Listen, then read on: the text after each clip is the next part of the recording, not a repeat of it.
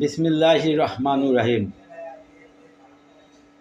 আয়কর বিষয় আমার ধারাবাহিক আলোচনার এখন আমি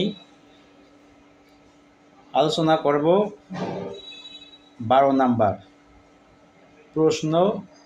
12, রিটার্ন বা আয়কর রিটার্ন দাখিল না করলে কি হবে? উত্তর,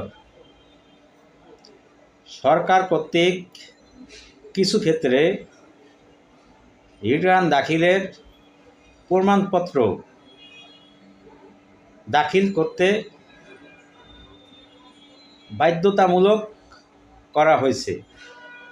রিটার্ন দাখিল না করলে সে সকল সেবা হতে বঞ্চিত হতে হবে, যেমন গ্যাস ও বিদ্যুৎ সংযোগ ইত্যাদি।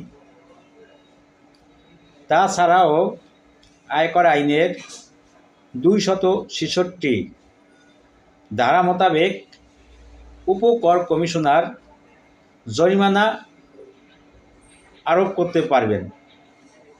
যদি উপকর কমিশনার জরিমানা আরোপ করেন তাহলে তা পরিশোধ করতে হবে। তাছাড়াও একজন উপকর কমিশনার একতরফাভাবে কর নির্ধারণ করতে পারেন। যদি কর নির্ধারণ করে থাকে তবে তাকে সেই কর পরিশোধ করতে হবে। সবাইকে ধন্যবাদ।